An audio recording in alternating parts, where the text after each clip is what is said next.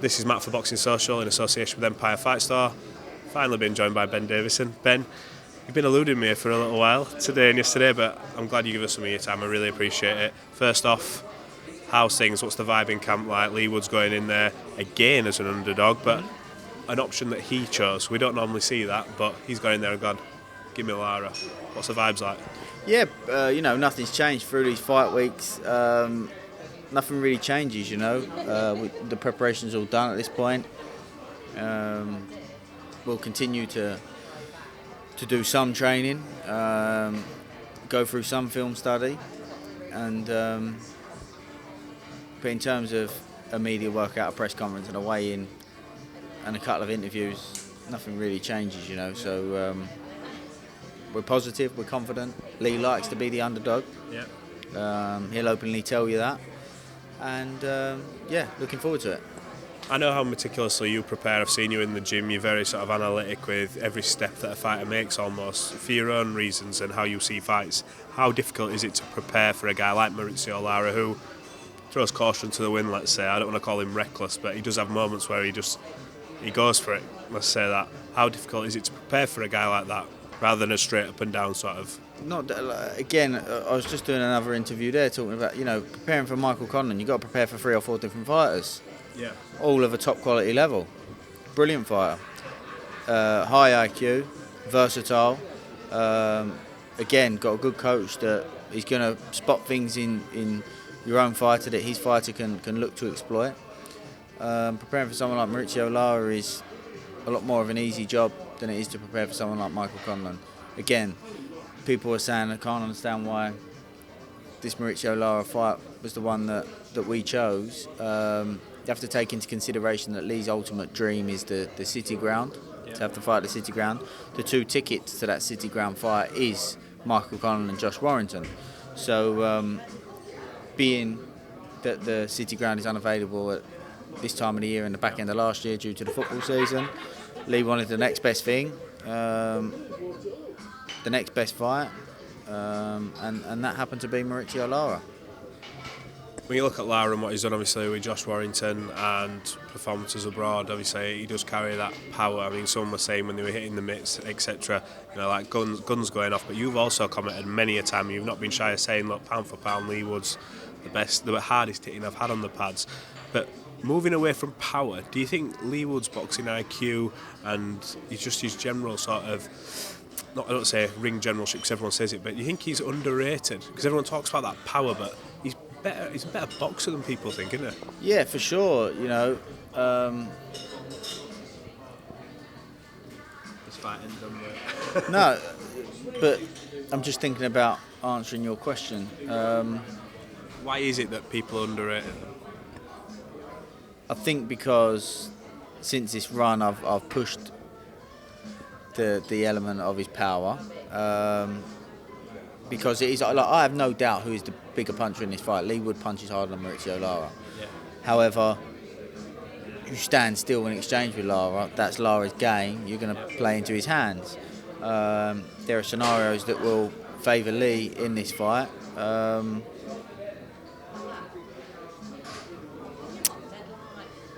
But people underestimate. I just think, obviously with Mick, going into the Mick fight, in the press conference, I actually said Mick's a better puncher than what people give him credit for. Doesn't punch as hard as Mauricio Lara, but will set his work up a hell of a lot better. Again, a lot more versatile, a lot more variety than someone like Mauricio Lara. Yeah. Might not punch as hard, but with those areas, harder to defend against, going to get hit cleaner more often. And obviously got dropped in the first round and took him a few rounds to get back into the fight and find himself. So and Mick Conlan, pure boxing, he's probably the best boxer in the division. So I think from that fight, because of what was happening early on in the fight, I think that's probably where people take that point. Having a think on it since you've asked that question. Yeah. No, just thought I'd ask, because everyone's like, oh, power, but it's like, it's more than just that. He's better. Coming on to that carrot that's been dangled at the City Ground, and a Josh Warrington, thousands of fans coming. It's always like, oh, this is the one. This has to be, if he does beat Mauricio Lara, touch wood, English fans I'm sure will be behind him. it can't be another one here. It has to be the City ground, doesn't it? Because he's sort of more than earned that right, especially with having that in him to go and choose this opponent. It's got to be the City ground next. And Josh Warrington and Michael Conlan, like you said, they fit the bill, don't they? Yeah, they're the two tickets to it. The only other fight that could potentially do the City ground is if this is an absolute barnstormer and makes sense for it to happen again. But you know, the real big fights are you know, the thing with Conlan, Mick Conlan's got a fantastic support himself. We saw that when Leigh and Mick boxed. But Josh Warrington being around the corner with a massive fan base himself, you know, it sells out. Yeah, it sells out the stadium. So they're the two that make sense for that dream. And of course, you know, for me, like, my whole passion is helping the lads achieve their dreams, and that's Leigh's absolute dream. That's everything to him. So that's the last one on his bucket list. So yeah, I'm desperate to try and help him achieve that. Just two more from me. Just two more from me. I'll speak into the mic. I think I spoke to you after the Conlan fight, the press conference. I wanted to ask you again, how sort of pleased are you to see Leigh's journey when you know where he's been, and he's not had an easy route into boxing, and he's had difficulties until he's finally settled down with yourself, a trainer who's worked with him. But you obviously have a connection with this guy, you know, on a personal level. You really sort of look out for him and speak well of him. How pleased are you and proud of him are you to see him come this far and get to this point? Yeah, I always say, you know, people talk about, and Leigh will say to people about the work that myself and Leigh Wiley have done with Leigh, and how lucky he is to have ended up working with us. I'm lucky to coach Leigh Wood. Leigh Wiley's lucky to coach Leigh Wood because he's so professional.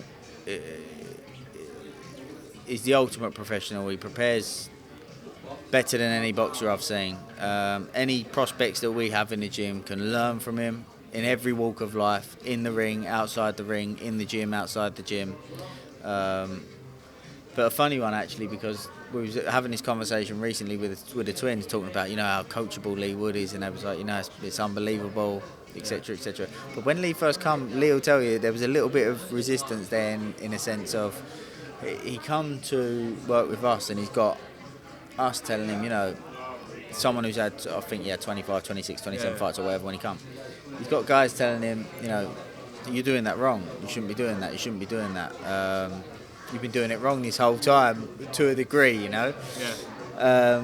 That can go one or two ways. It can go, well, how have I achieved what I've achieved up to this point? Or, thank God I'm now being told and shown as to what I was doing wrong, because now I know why I lost the fights that I lost, and I can go on and become better. And, you know, to see the change, I think the important thing was as well, Leigh was at a point when he come to work with us, was he was in at a point in his career where it was almost like, fuck it, I've got nothing to lose, I might as well just buy into it and see how it goes. And it's worked out for him. And again, reiterate the point that we're lucky to coach Leigh Wood.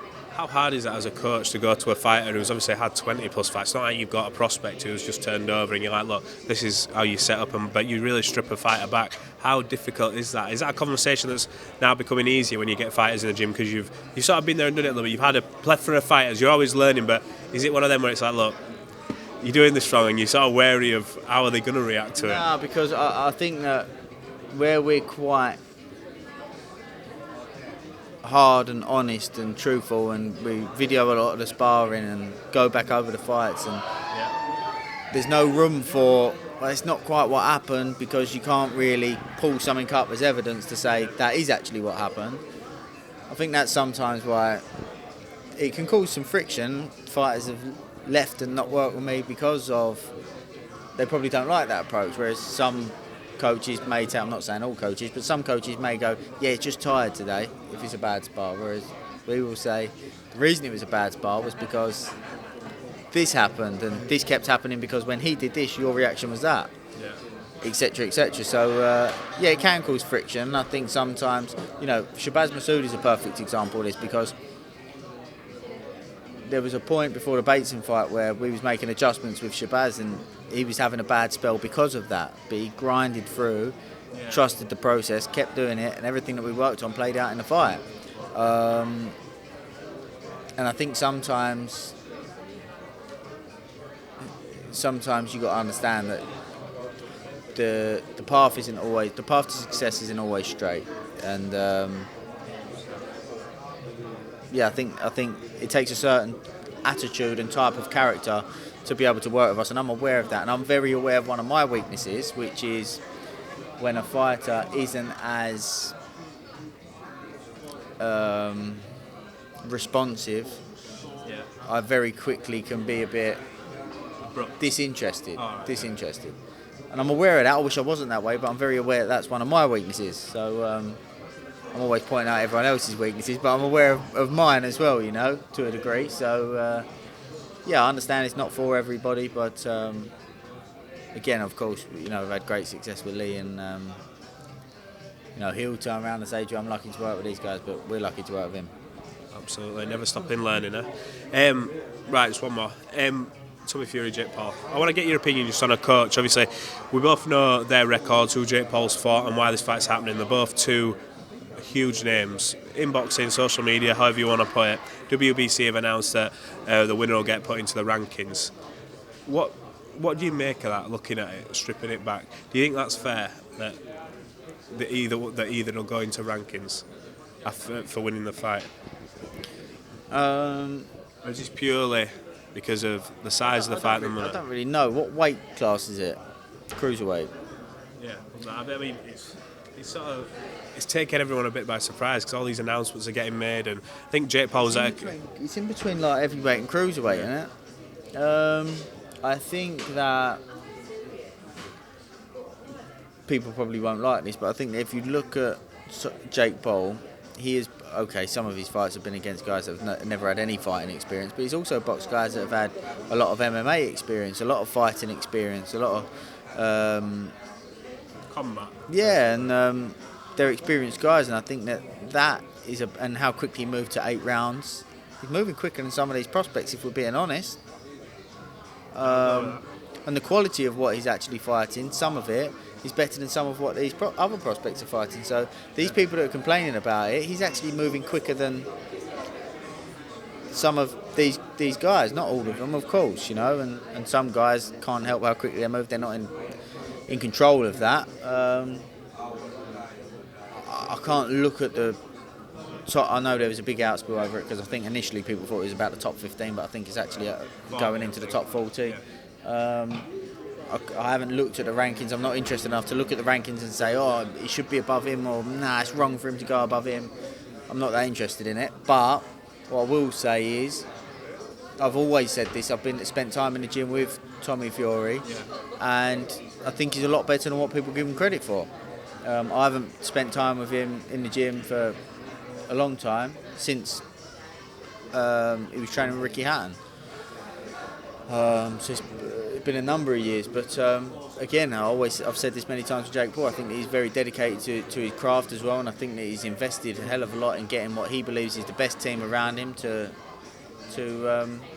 move as quickly and improve as much as he can, as quickly as he can, and I respect that. So I've got nothing negative to say about all of this, and if Mauricio feels that way, that's up to him. You mentioned there, I didn't know you'd spent sort of really any time with Tommy. Obviously everyone knows your history with Tyson, but so from what you've seen of Tommy and what you've seen of Jake, what do you think?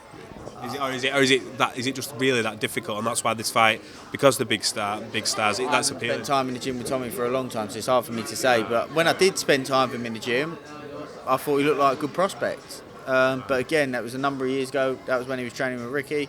So I can't have too much of a comment now. I'm just saying at that time, I'm sure he's improved since then. In terms of Jake Paul, I haven't seen that much of him, but I've got nothing negative to say about those guys, so I wish them all the best. Ben Davison, thanks for giving us some of your time. We wish you all the best for tomorrow night, and good luck. No problem, mate.